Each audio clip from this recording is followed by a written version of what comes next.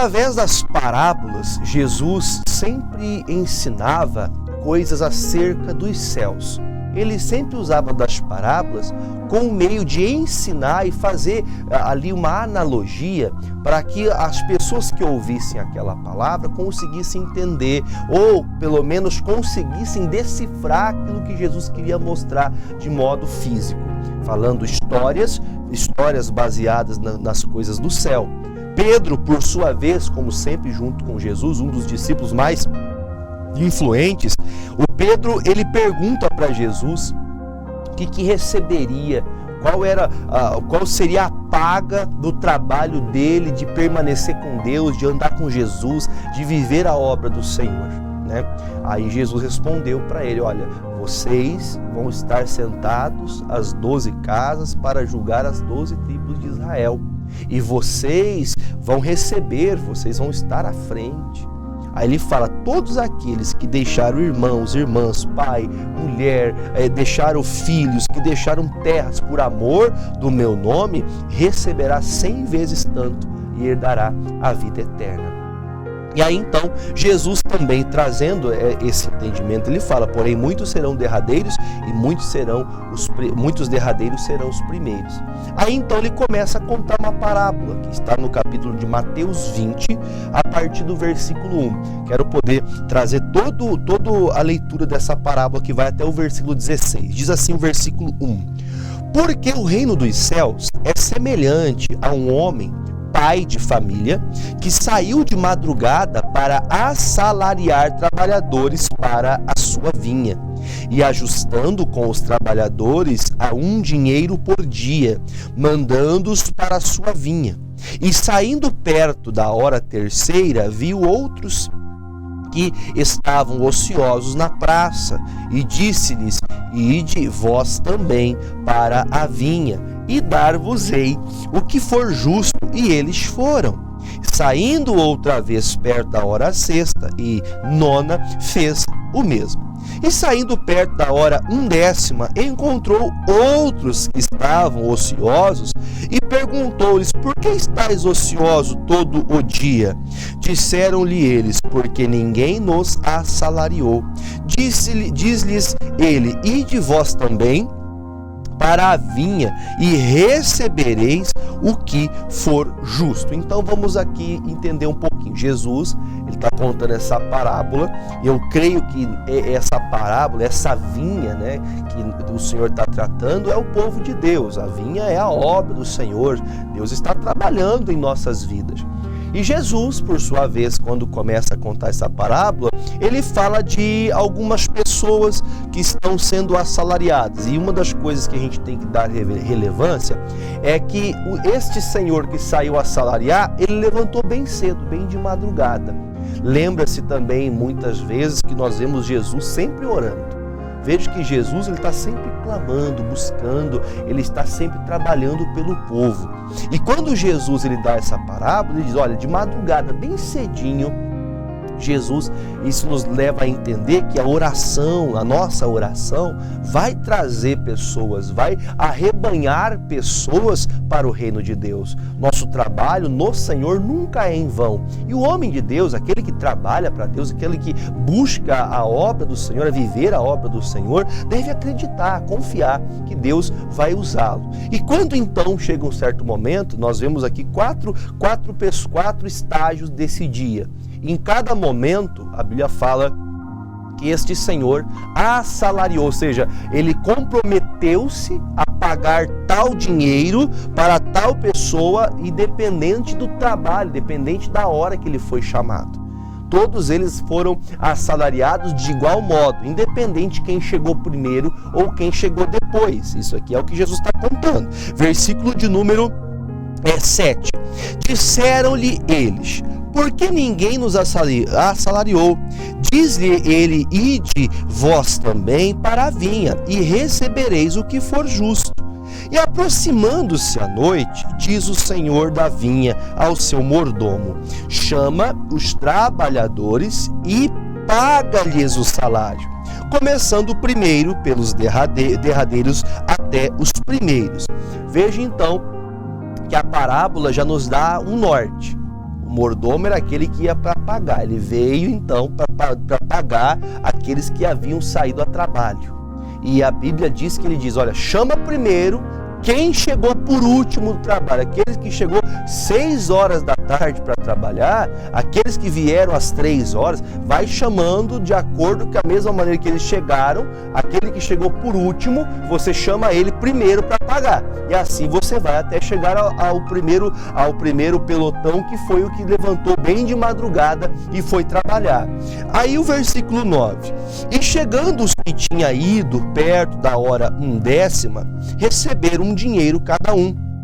Vindo, porém, os primeiros cuidaram que haviam de receber mais, mas do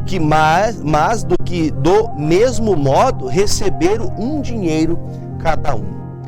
Há um princípio no nosso coração de injustiça. Um princípio. Como assim um princípio? Uma base.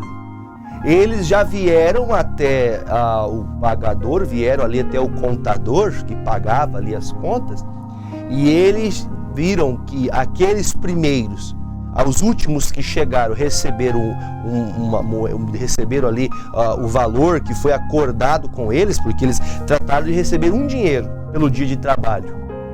E esses que chegaram no final do dia, receberam um dinheiro, logo o coração deles já ficou assim, opa, se nós tratamos de receber um dinheiro, e esses que chegaram no final do expediente, trabalharam praticamente nada, receberam um dinheiro que a nós também foi prometido, quer dizer, na consciência deles nós vamos receber mais do que eles, porque nós fizemos mais, nós nos esforçamos mais.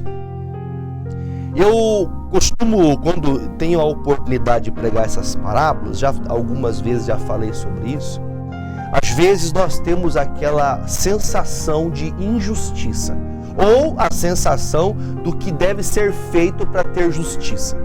Nós temos aquela sensação de que aparentemente, aos meus olhos, a minha maneira de conduzir a vida, se fosse eu faria assim, se fosse eu faria assado, se fosse eu faria desse jeito. Eles já começam a presumir. E essa presunção deles fazem que crie dentro deles uma expectativa. Jesus, ele nos ensina a confiar naquilo que ele tratou com você. E isso que nós aprendemos. Nós temos que aprender a permanecer na palavra, somente na palavra. Porque a Bíblia diz que o homem que confia no homem, que acredita que o homem vai agir fazendo a coisa certa, mas pastor, eu faço tudo certo para ele, eu faço tudo certo para ela, por que essa pessoa fez isso comigo? Por que eu fui desprezado? Quando você atua, trabalha, quando você na sua existência vive esperando, fazendo alguma coisa para que alguém note o que você faz, você vai se frustrar. E eu vou te provar para você. Aqui há ainda outro entendimento, mas para a gente conseguir entender. Aí ele fala assim, versículo 11: e recebendo-o, murmuravam contra o pai de família. Quais palavras eles diziam? Estes derradeiros trabalharam só 1 hora, e tu os igualaste conosco, que suportamos a fadiga e a calma do dia. Então, a aparente injustiça desse pai de família faz que eles, então, no seu coração, arrazoem. Eles começam a ficar irados com Deus. Eu vou fazer uma pergunta para você. Olha que coisa séria. Olha que coisa séria. Você talvez já deve ter falado mais ou menos isso, ou ouvido alguém falar mais ou menos assim. Eu faço tudo certo. Eu vou para a igreja, eu oro, eu sou dizimista, eu sou ofertante, eu até sou obreiro na igreja, eu ajudo, eu sou músico, eu faço a obra do Senhor, eu limpo a casa de Deus, eu vou para a rua evangelizar, convido as pessoas, falo do amor de Jesus para as pessoas, faço tanto, por que eu estou passando por isso? Aí você começa a notar Eu já vou falar a verdade para você, já procurei entender um pouco sobre isso, que eu como pregador do Evangelho, pastor, que hoje prego o Evangelho como um pastor levando a boa palavra de Deus, dentro da casa de Deus há pessoas que acabam de chegar, que nunca entraram numa igreja evangélica, que nunca ouviram falar de Jesus de maneira profunda. Elas acabam de ouvir a palavra e na mesma hora cresce uma fé, mas uma fé tamanha que ela recebe um milagre, ela recebe uma cura, uma dádiva do céu. E aquelas pessoas que às vezes estão todos os dias dentro da casa de Deus, e isso por anos, estão, eu vou dizer para você que até é uma comorbidade espiritual. Que isso, pastor? Sim, eu acho que é uma comorbidade espiritual. Aquela pessoa que está cheia de palavra sem executar, sem praticar aquilo que se sabe. Por isso você vê Jesus contando, olha, esses que chegaram depois receberam a paga do seu trabalho antes do que aqueles que já estavam trabalhando.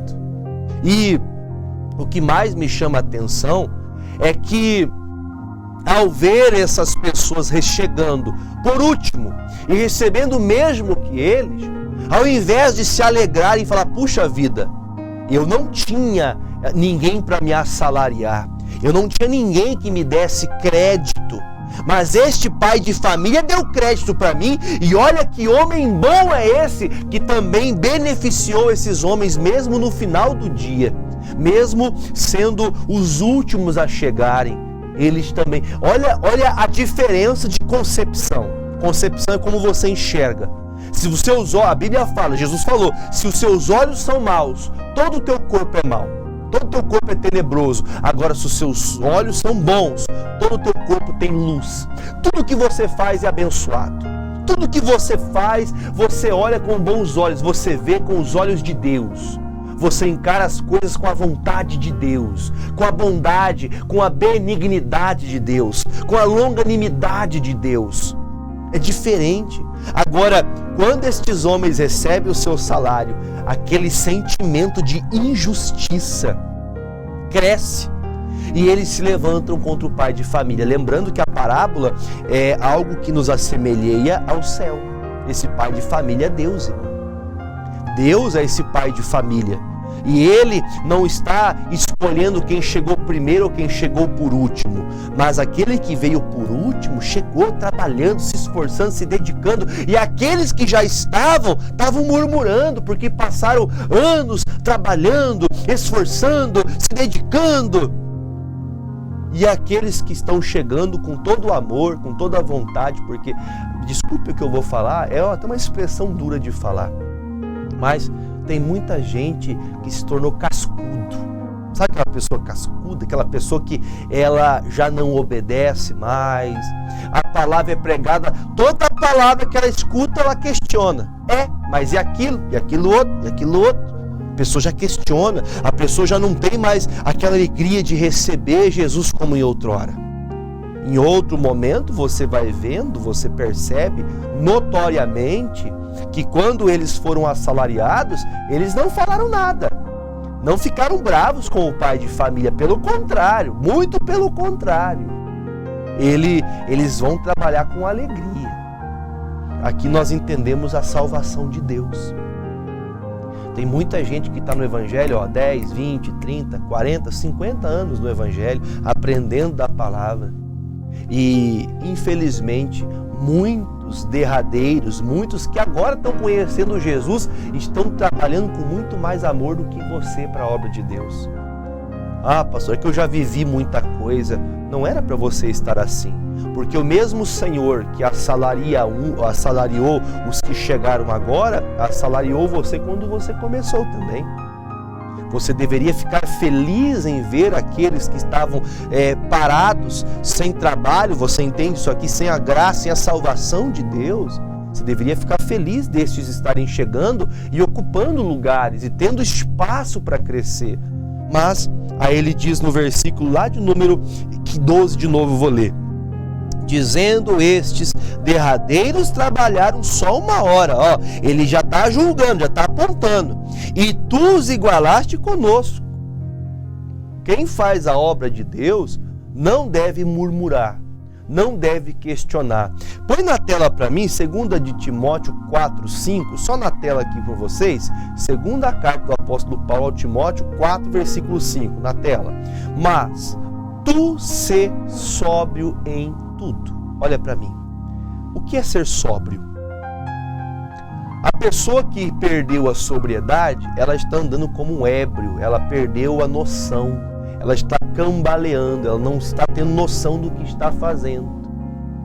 O que há um pedido do apóstolo para o Timóteo, o fazedor da obra, aquele recém-pastor chegado na obra. Ele diz, olha, seja sóbrio em tudo. Não pense você que tudo que você faz hoje, outros não farão um dia, outros não poderão chegar.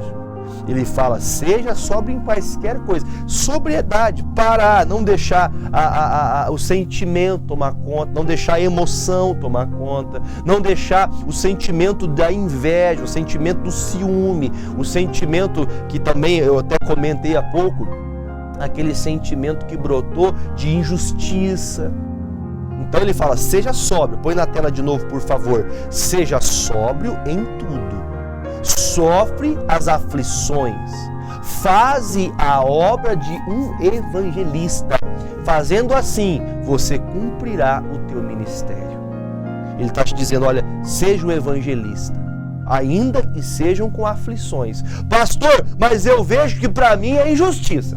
O que está fazendo comigo, eu não acho certo. O que o Paulo disse?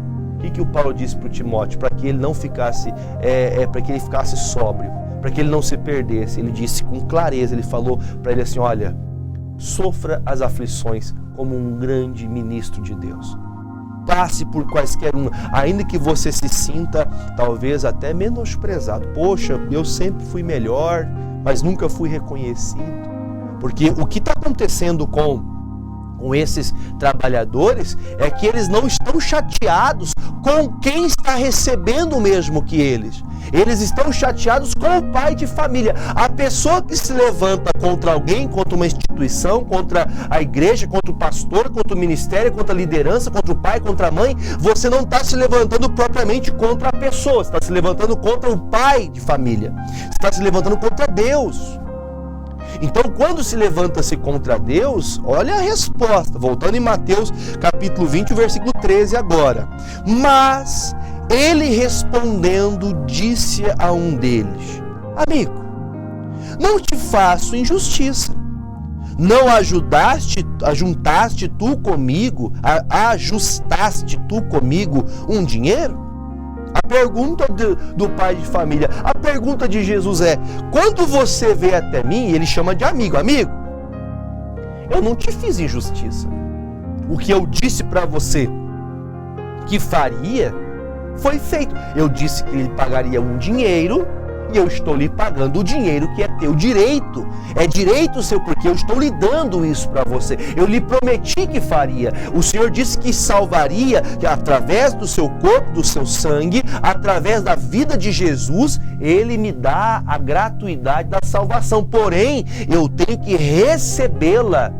Eu tenho que tê-la entendendo no meu coração que não é só para mim. Ele está dizendo, eu não acordei com você, que se você me aceitar de todo o teu coração, se você deixar os seus pecados, se você se arrepender, você então terá o lugar ao céu, você estará junto comigo. Isso aqui eu me faço entender assim. Aí ele diz no versículo 14, toma o que é teu e retira-te. Eu quero dar a este derradeiro tanto como a ti. Ele está dizendo, olha, independente de quem chegou primeiro ou quem chegou depois, todos vão receber a paga pela maioria. Entenda que o Senhor, Ele está acima do nosso entendimento. Ele está acima. Ele sabe como fazer. Nós podemos olhar para a Bíblia e conhecer, por exemplo, os 12 apóstolos de Jesus. 11, porque o Judas, ele enforcou-se logo após Jesus ser levado para a crucificação. depois foi levantado Matias para fechar os 12, mas você pode até talvez questionar, mas e o Paulo? O Paulo não andou com Jesus, Paulo não foi um discípulo que caminhou com Jesus, mas o derradeiro, o apóstolo Paulo, fez tantas grandes obras assim, bem como fez Pedro, Tiago, João. Tantas obras lindas e maravilhosas. Quer dizer, o que vem para poder trazer força. Você não pode ficar triste. Puxa, eu já vi gente ficar chateada em saber que alguém mudou de vida. Deixou de beber, deixou de fumar, deixou de bagunçar, deixou de trair, deixou de fazer coisa errada. Tem pessoa que fica chateada em ver alguém que deixa de fazer aquilo que não presta. Agora, você veja, eu já ouvi gente falar isso. Agora quer dar uma de santo. Fez um monte de coisa errada. É assim que Jesus faz. Talvez você passou a vida inteira em santidade e agora, ao invés de você ajudar o que está caído, quem está chegando agora, você está apontando. Aí ele termina dizendo, versículo de número 15: ou não me é lícito fazer o que quiser daquilo que é meu, ou é mau o teu olho porque eu sou bom. Então quer dizer, veja que o pai de família diz, olha, o teu problema não é com quem chegou por último. O teu problema é comigo. Porque ele fala, o que é meu eu faço do que eu quiser do que é meu. Eu faço o que eu quiser. Só que ele fala, olha, tem mais uma. Você tem me olhado com maus olhos porque eu tenho agido com bondade? Porque eu tenho tido um bom coração? Então veja que o estar contra aqui não é contra o homem, mas é contra Deus. Tem gente que se levanta contra Deus. Ela não percebe. Ela age contra tudo e contra todos, mas ela está contra Deus. Não é contra o homem. Não é contra uma causa. Não é contra uma injustiça. Ele está agindo contra Deus. E aí Jesus termina dizendo as mesmas coisas que disse para o Pedro antes da parábola. Versículo de número 16. Assim, os derradeiros serão primeiros, e os primeiros serão derradeiros, porque muitos são chamados, porém, mas poucos são escolhidos. Poucos são escolhidos, muitos são chamados e poucos escolhidos. Espero que essa palavra, ela permaneça no seu coração. Eu queria mesmo falar um pouquinho mais, mas o meu tempo é curto. Mas só exemplificando, Gênesis capítulo 4, se não me engano é o versículo de número... Deixa eu pegar para falar para você, para não ficar só na minha voz aqui. Gênesis 4, versículo de número 8. Põe na tela para nós. Gênesis 4, 8, olha que diz. E falou Caim com o seu irmão Abel. E sucedeu que, estando eles no campo, se levantou Caim contra o seu irmão Abel e o matou. A inveja, o problema de Abel e Caim não era Abel. A raiva de Caim não era de Abel. A raiva era que Deus não aceitou a oferta de Caim, mas aceitou a oferta de Abel. Tem pessoas que estão em problemas, rixas, brigas tremendas, famílias que há anos, irmãos que não se falam, por causa de uma coisa que você tem que se acertar com Deus. Quem não está aceitando é Deus, não é as pessoas.